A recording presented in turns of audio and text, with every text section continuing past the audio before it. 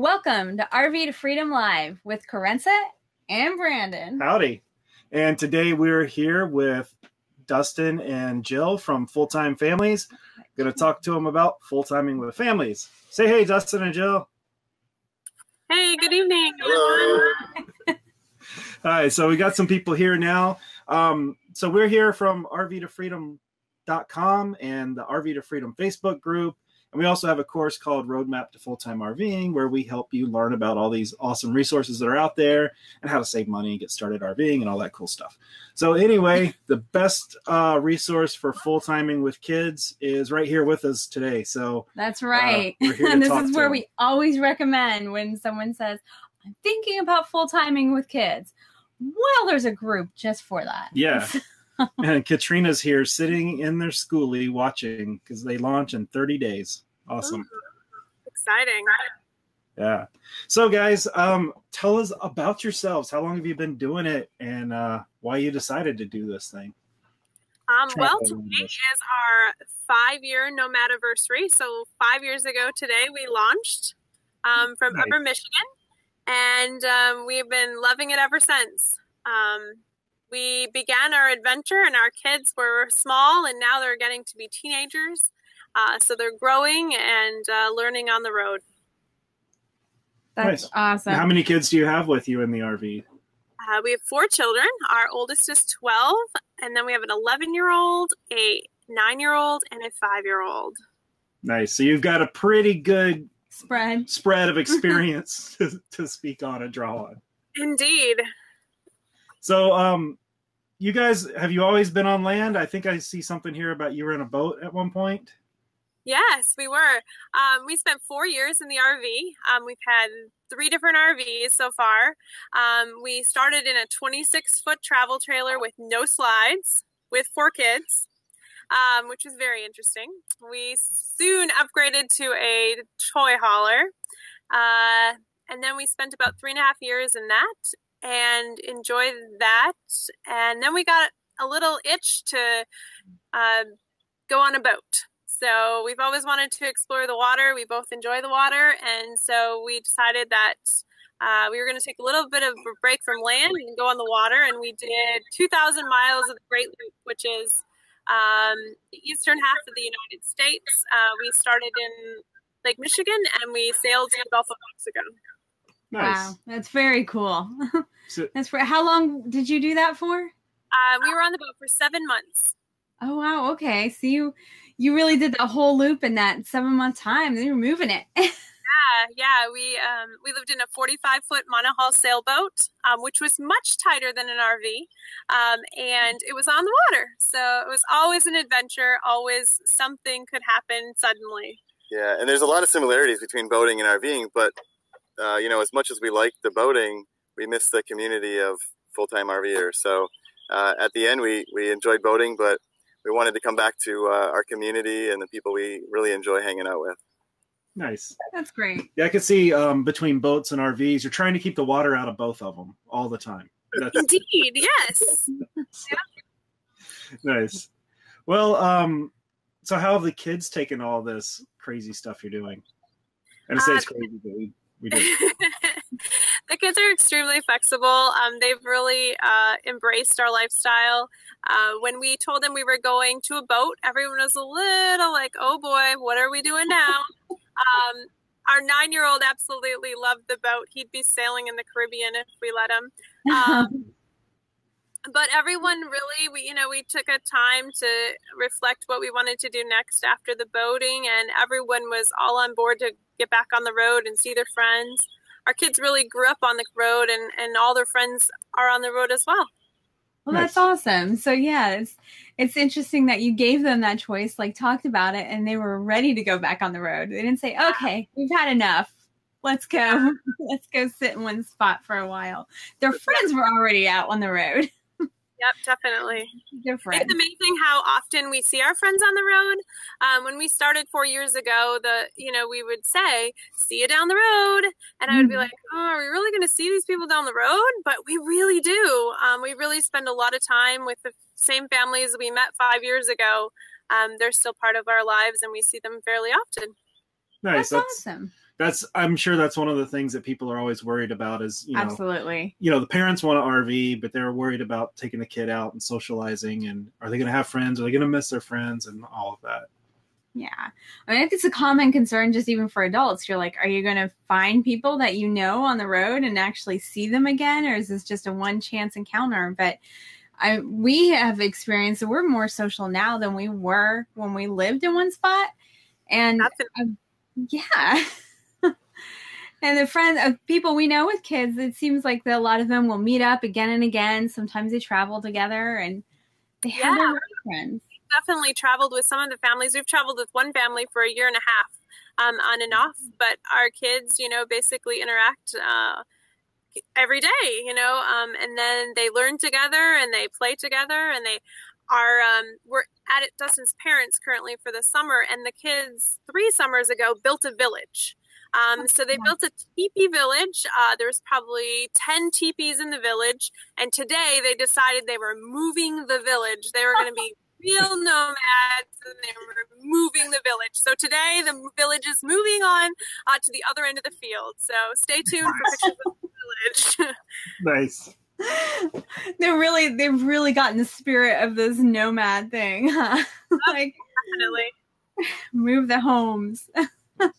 Well, we're going to talk to them a little bit about FullTime Families as well. But if any of you guys have questions for them about FullTime Families organization, traveling with families and kids and all of that, go ahead and post them in the comments. And it takes us about 20 seconds before questions show up. So ask it now, and then we'll answer it later.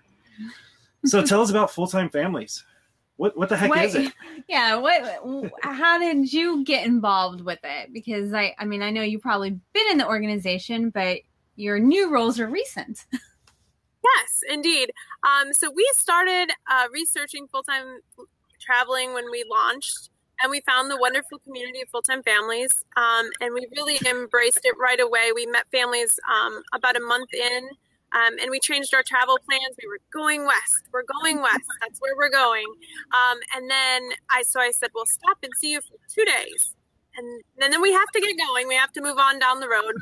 And a month later, we were still there. We celebrated Thanksgiving with the families, and, we had a wonderful time. So we embraced the community right away. That's great. So what are your roles now with FullTime Families? Right. So FullTime Families is the premier community for families who travel on the road. Anyone that's traveling full-time with small children. And we've always been members since we launched, right? 5 years. And recently, our great friends, the Travaglinos, decided they wanted to transition into the next stage in their life. And we were so honored to fall into their place. And so we're the owners of FullTime Families. And our job is to bring it to the next level in the next generation of full-time traveling families. Nice. So tell us a little bit about what does FullTime Families offer for people, resource-wise and get-togethers and whatnot. Sure, yeah. So as FullTime Families, we're all homeschoolers because we all live on the road full-time. So we have a great resource for road schooling. We have a community and a group for road schooling specifically. We're working to partner and bring classes into the curriculum. We also hold events around the country. In 2018, we held 8 events, or are holding eight events. In March, we hosted a rally in Madison, Florida, and the theme was Under the Sea. In May, we held an event in Branson, Missouri, and the theme of that was showbiz. So we hold rallies for families between 40 and 60 people, or 40 and 60 families. So we're holding events for about 250 people. Yes. Wow, that's good. I mean, that's a lot of kids to meet each other. It is, but we try to keep our rallies and our events very small, so you really create that great bond with the other families and the kids. And then afterwards, families kind of split off and travel with each other and create those lifelong bonds. So there was an event in January, and I believe that some of the families are still today traveling together. Really? Definitely create that community. So we also have branches, which are our special interest groups. Okay. We have branches for, we even have bookworms, traveling mercies. all kinds of different special interest groups. Boondockers. Oh yes, that's our big one. They're excited about boondocking. So we also, our other mission is for discounts in the RVing community. So we offer partnerships with the RVing world. So we partner with Escapers, Escapees, Thousand Trails, RV Health, Passport America. Nice. Yeah, that's great. I mean, it's nice for families, usually want to save money and have a budget. So having those resources and discounts is a great thing. And all the events, I mean, I know that is just a great way to really spark friendships and everything on the road and in person. You can do so much online. Well, it's a lot less awkward than being in a campground and wandering up to somebody. I mean, when you go to an event, everybody's there to meet people. So that's one of the hardest things is meeting other families. So what we found is our full-time family sticker. People place those on the front of their RV, and they'll just wander around campgrounds looking for the sticker until they find another family, and then the rest is history. Or you look for bikes. Yes. Lots of kids' toys. They're there on the weekday not in session. So there's some definite signs that, are they full-time families or not? So every once in a while they're just on vacation, but usually they're full-time families. Yeah, we can notice them as well. It's pretty obvious. They pull in and all of a sudden everything's out. Definitely the bikes, when you see a bunch of bikes on the back. Someone like, they've got kids. And yes, if they're in there in the middle of the week, it's like the dead giveaway. Just almost with anybody who's at a campground in the middle of the week, you're like, you're probably a full-timer, huh? Yeah. We've noticed anecdotally, we have a fair number of people that we cross paths with and friends that have kids, and the kids seem to be really well adjusted. They seem to be able to kind of pick up where they left off quickly and have conversations, and not, they seem a lot better than other kids that we see most, in house life. Yeah, that's one of the areas that road schooling, homeschooling on the road seems to bring out is the ability to interact with other people and just do real life skills. Our kids learn how to go into a store and buy something all by themselves with money and count it, right? And they have to interact with the cashier. Of course, we're a couple steps behind them, but it's great to see them be able to do those real life skills all by themselves. Nice. Yeah, that's awesome. And they're interacting with a lot of adults and everything too. More so maybe than at school you have that, but if you're at a campground, you're at the full-time family rally, there's a lot of adults around. You have to interact with them and know that you don't always get to live in kid world, but there's definitely a lot of that too. I love to see the imagination that kids have on the road. We spent that winter in the desert. New Year's in the desert, and all the kids were just in this group having this desert fight. They were playing Star Wars because they were playing with sticks, and they were all fighting. Like, they're sword fighting. They're like, no, this is Star Wars. Like, okay. And then we would come back from an off-roading adventure, and there'd be just kids laying in the dirt playing and riding bikes around, and it was cool. It was like our own little gypsy village for that little weekend. Definitely. Those are some of our favorite events, is boondocking in the desert. I always bring out the greatest adventures. Yeah. All right. So, and I think I saw you guys had an event that was going to be around robotics too. Is that correct? Yeah. Our next rally is being hosted in the Detroit, Michigan area, and we're focusing on robotics. So we're visiting the Rouge plant for our field trip, and then we're focusing the whole event around learning about STEM and everything that goes along with it. We're really excited about it. Yeah, nice. That's pretty cool. I mean, that's interesting and, out there, I guess, compared to a lot of stuff that you're thinking, it's just going to be this, rally with a bunch of kids and, they get together and do whatever and let's have piñatas or something. Seems like a birthday party, but it's robotics. Yeah. And we try to do two things, right? For a rally, several things, but you want to learn, right? The kids need to learn, the adults need to learn, you need to learn with the family. And then we'll also arrange a service project or something to help the community that we're in at the same time. Nice. Yeah, I love the focus on bringing it all together. The learning and the community and all of that. Yeah. Seems like we should get them connected with Craig and Lucy if they don't know them already. Oh, yeah. Because she teaches, she's a big time into, teaching at schools, but she teaches 3D printing and all that maker stuff. And they have a Bluebird Wonder Lodge that they travel in. I'm like, they should roll up to a rally and just, build like Arduino kits and all kinds of like cool stuff. Yeah. Nice. Yeah, one of my favorite things about the rallies for the kids is the kids marketplace. It is the world's coolest lemonade stand. The kids are so creative. We have everything from popcorn sales to fire starters. So they can be as creative as they want. They set their price. They interact with the customers. It's my favorite part of the rally. So we're really looking forward to that. We come home with this huge pile of stuff. Really? I kind of want to go to one of their rallies now. I mean, I like get to play with robots and like popcorn lemonade stands and make fire starters. That's pretty much what I do already. Pretty awesome. Yeah. Nice. So your website, it's FullTimeFamilies.com. Is that right? Correct. Yep. That's our website. We forgot to put that in here. So if anybody wants to get involved and look at their information, see what all is coming up, FullTimeFamilies.com. And today we launched our summer sale, so all of our memberships are 25% off. So wow. Our sale is running for a couple weeks. Good timing. Yeah. Nice. Well, do you guys have any just general advice for people that want to hit the road? And then we'll jump into questions. So if you guys have any questions for them, post them in the comments and we'll get to them. Sure. Our number one rule of advice is keep it simple. So that's a rule we live by in our everyday life, but it's definitely something we live at in RVing world too.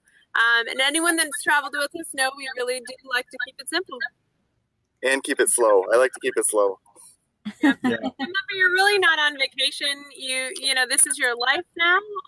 Some people are, on more of a vacation than others, but take it slow. Enjoy the places you are, and really be able to be flexible with your travel plans if you can. And it's okay not to have plans.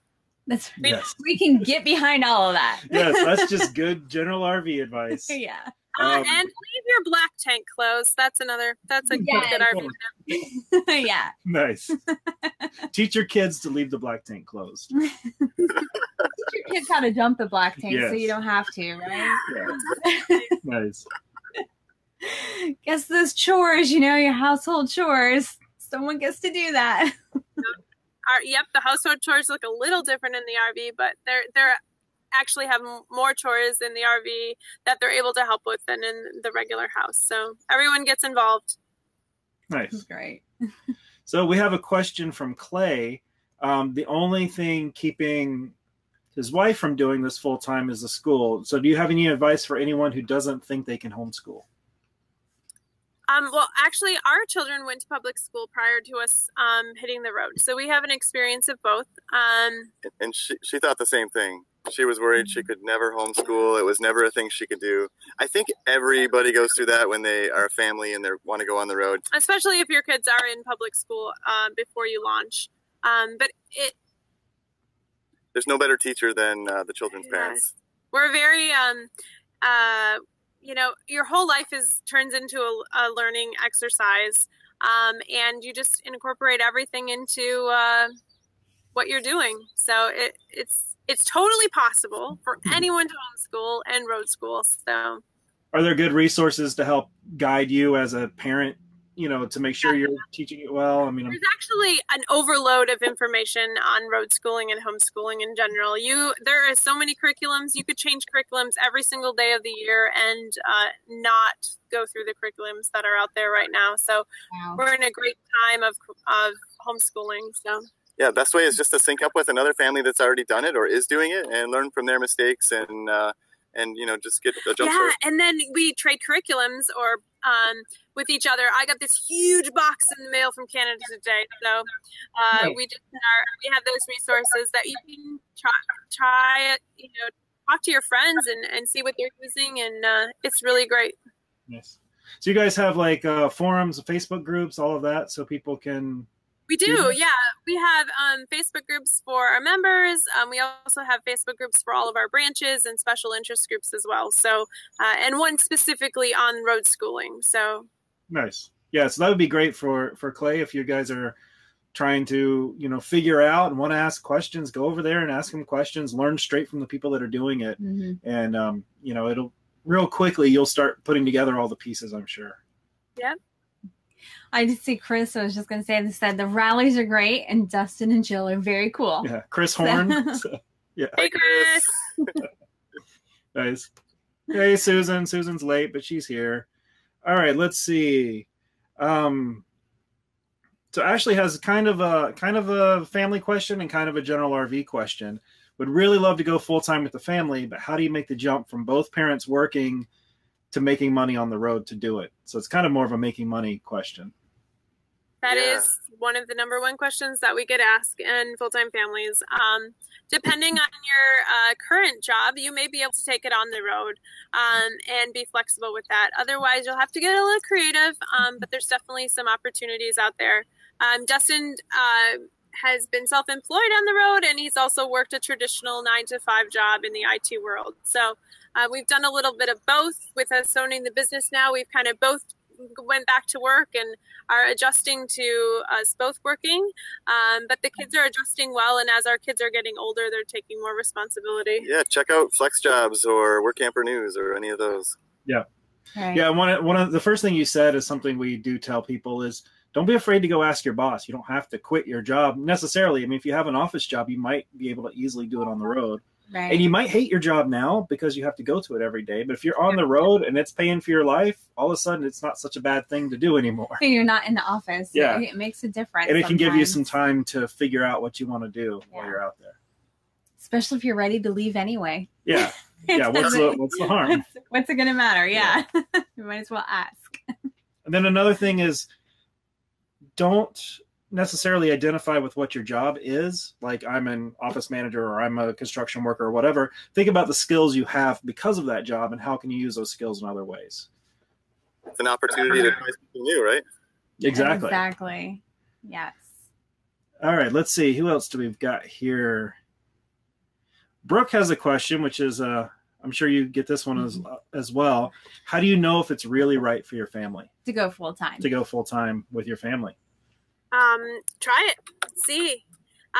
You can really you'll know if it's, give it a little time, I guess, is my other advice. I was reading one of our good friends. I was searching through our full-time families, and one of our good friends posted a month in, and they were done. They were ready to leave the road, and they just, what did we do to our family? Like, why did we do this?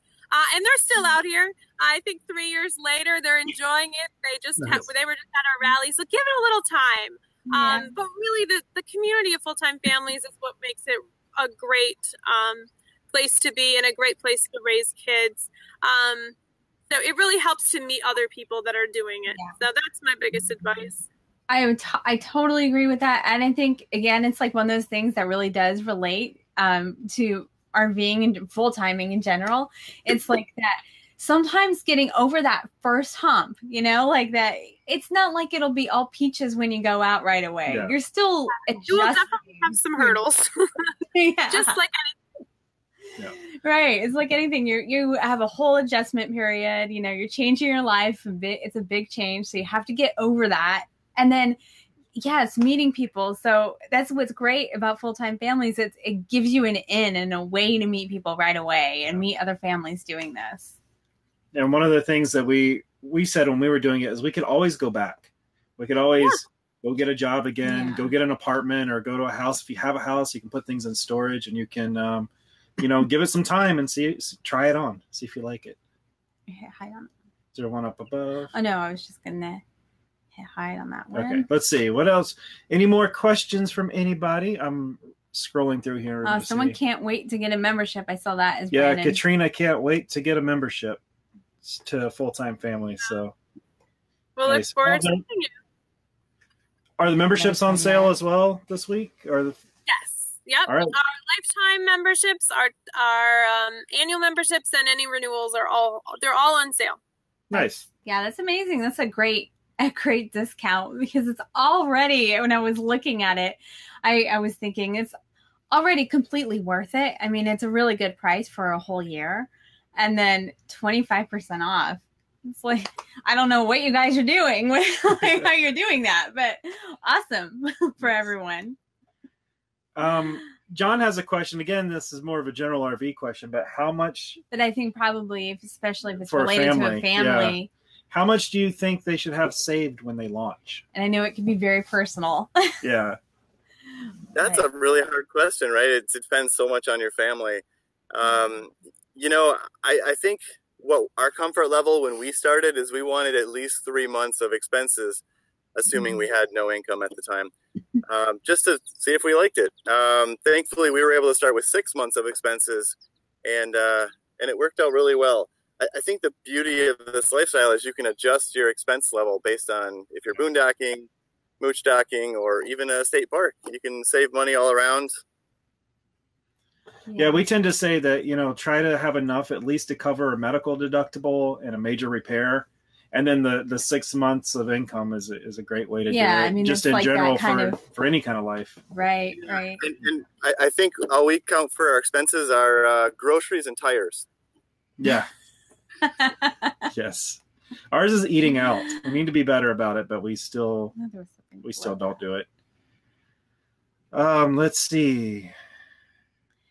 Todd. On more money questions, budgets, and here's a good one for families.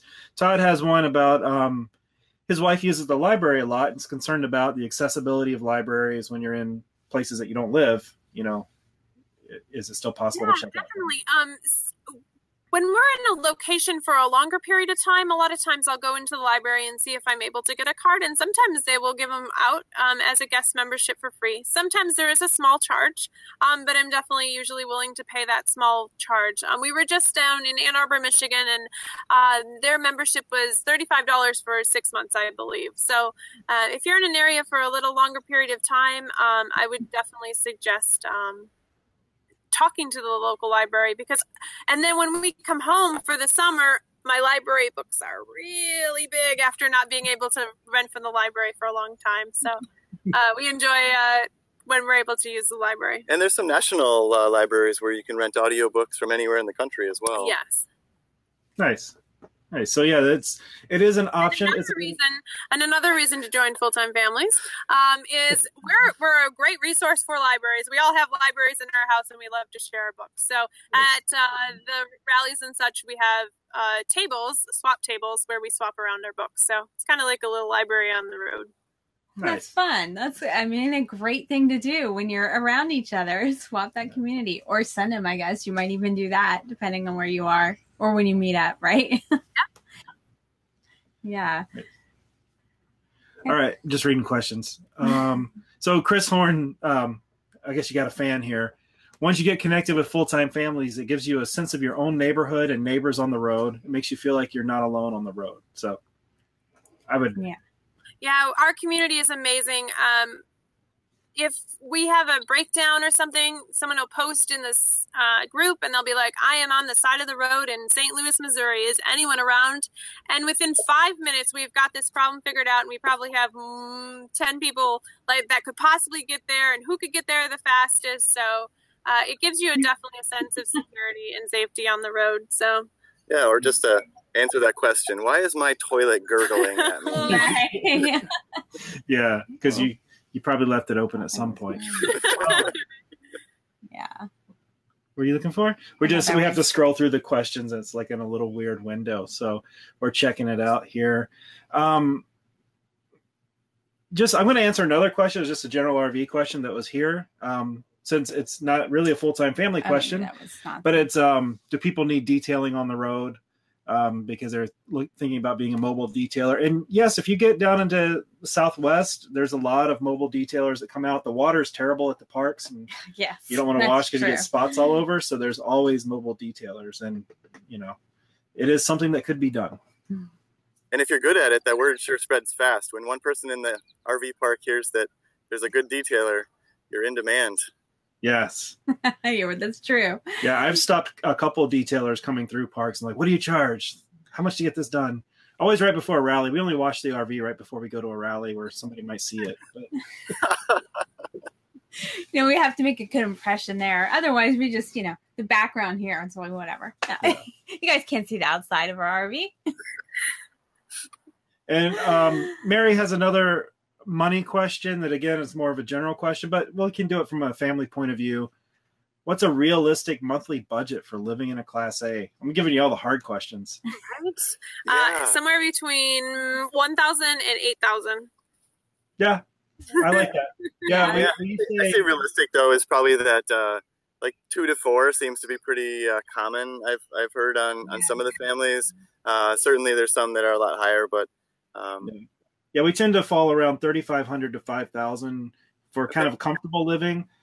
Class A insurance is a lot higher, and fuel is you're not going to do well on fuel. So it comes down to how much you travel and where you want to stay, and do you have payments on it and that sort of thing. All right. Well, I'm not seeing a whole bunch of other questions. Is this another one? Oh, yes. There's another one. Okay, let's see. Bethany says, can you see these on screen when I pop them up? Yeah. Yep. Okay, good. Then that one's kind of long, so you can read it. But Bethany says her husband is hesitant to do this, being in such a small place with 2 young boys and a Great Dane and English Pointer puppy. Wow. Oh. Big dog and hyper dog.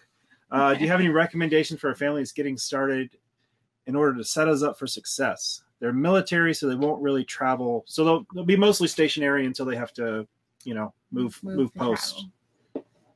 My recommendation is to get out of the RV as much as possible. Go see things, go to the park, go explore, go meet friends, go to a coffee shop. Just get out of the RV unless you need to be there because especially when you start, you need to build up that experience of living in a small space. So I think what we've learned with children and animals is take every possible opportunity to go explore the local area, and everyone seems to be happier because of it.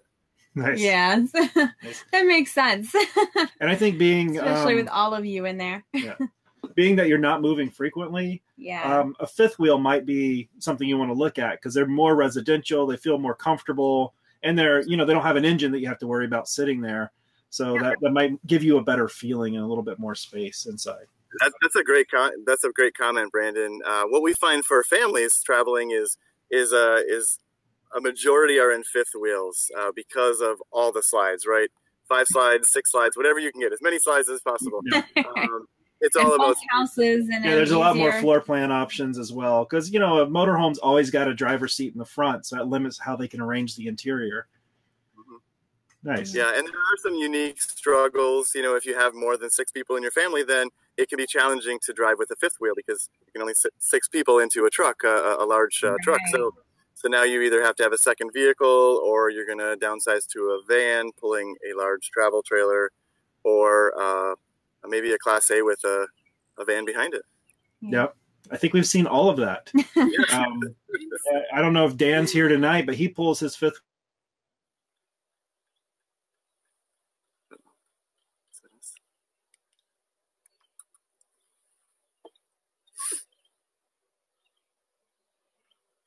wheel with the semi truck. The shakedown has happened. The problems have happened. The shakedowns happened. Used, but new works also if that's really what you want. That's our preference and what we think. But we'd love to hear what you guys have, your experience and how you like to go. We go used.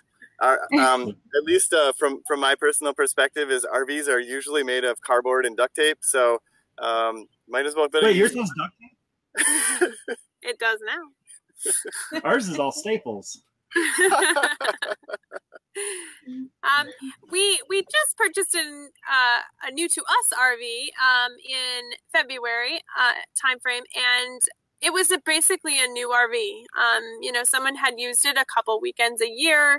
The carpet was still very clean and crunchy, but it still had some of the kinks worked out. They were still using it enough to know that if something major was to not be hooked up, or so we definitely like to go used. And then you can customize it and make it your own, and not feel guilty about painting over something that was brand new. Yeah. Right.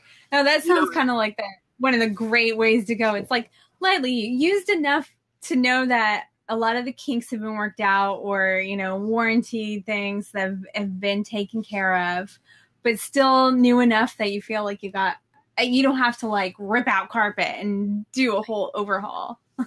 Yeah, and we notice a lot of families get hesitant to make those changes to their RVs. They're afraid that it might diminish the value of the RV. But in our experience is the exact opposite. If you make modifications, if you paint and do great projects in your RV, that definitely increases the value of an RV. It's been loved, and other families or other people can really appreciate that. Right. And if you guys are living in it, it's like you really need to accommodate your family.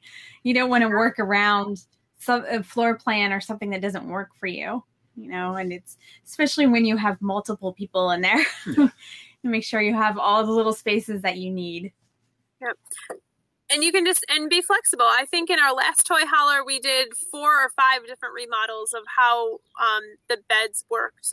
You know, we would change it into triple bunks. We'd have double bunks. We had 2 lofts. We've had 1 loft.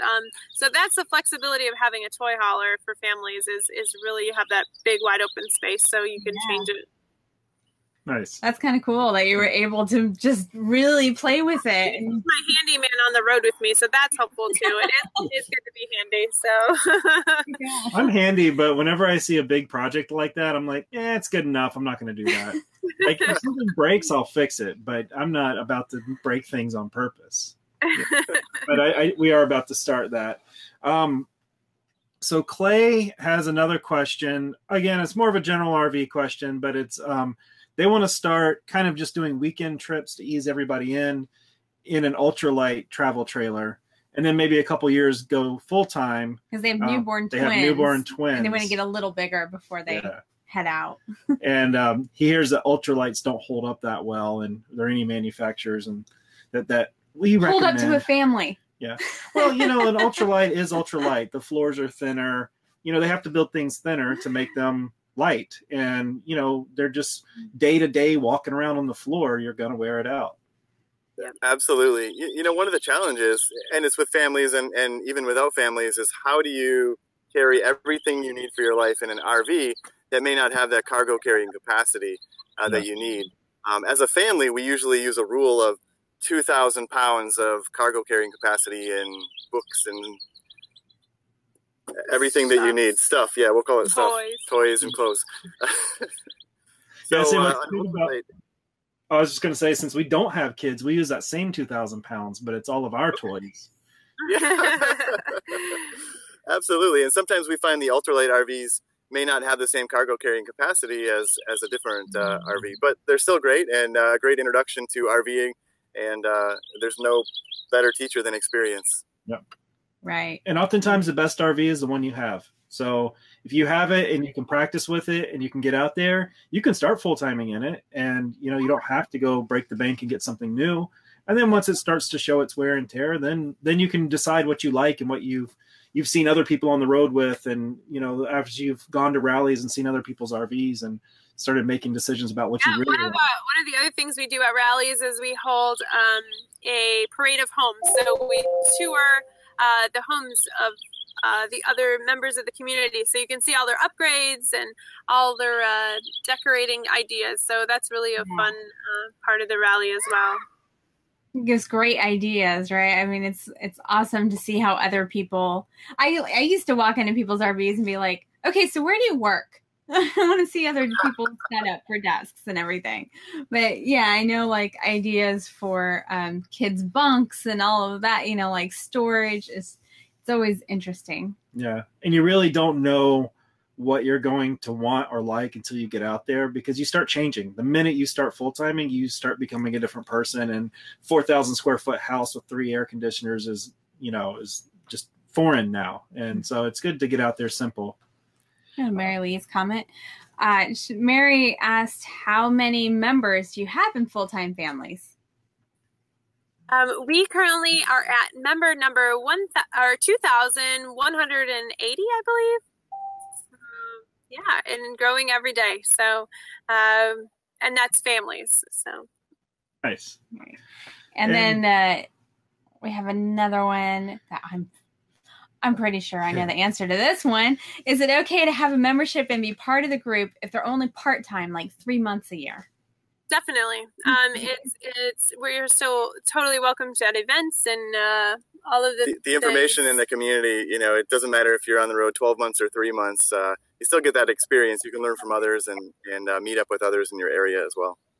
Yeah, I just figured that because most RVers are very welcoming and open, and you guys let me in the group, and I don't even have a kid, so. Well, even if you're not full-time on the road, you're still a full-time family, right? So, yeah. Cool. Well, thanks for coming on and talking about it. And people can find this stuff at FullTimeFamilies.com. Yeah, FullTimeFamilies.com. Check us out: Facebook, Twitter, Instagram. We'd love to talk with you more. Yeah. Nice. You've got all the media. Nice. So, there's a lot of like non-full-time families type questions, just general, like how the heck do I live on the road questions. And I wanted to direct you guys. We have a course called Roadmap to Full-Time RVing, where we get into all that stuff, like how much weight do you need? What's your budget should be? You know, where am I going to lose money if I screw up? So if you go over to roadmaptofulltimerving.com, you can sign up for the waitlist for our course. And you might want to do that and pay attention this week because you might see something cool coming down the pipe. Yeah. Do it this week. Yeah. So just wanted to let you guys know for the general RV stuff, and then for the full-time family stuff, you know where to go. Go see Dustin and Jill over at fulltimefamilies.com. Yes. And you can find the Facebook group on Facebook. Full-Time Families. Facebook.com. Yeah, exactly. Nice. Well, Bethany said thank you. She really enjoyed this. So. And Brooke said thank you so much. So there are a lot of people here. Very happy to hear from a full-time family. And thank you guys for coming on. We appreciate it. It's been our pleasure. Thank you so much for having us. Thanks for having us. All right, guys. Well, we will talk to you guys later. And you got to hide down the road. See you down the road. Nice. See you down the road. See you down the road. And may all your on-ramps be downhill. Have a good night. Good night. Good night. We hope you enjoyed this replay of our Facebook live show. Join our Facebook community to participate in the live shows and learn how to live in an RV. Go to rvtofreedomgroup.com to join the RV to Freedom Facebook group. And to be notified about our next live videos and more, sign up with the link provided below in the video description. We want to help you find your RV to freedom.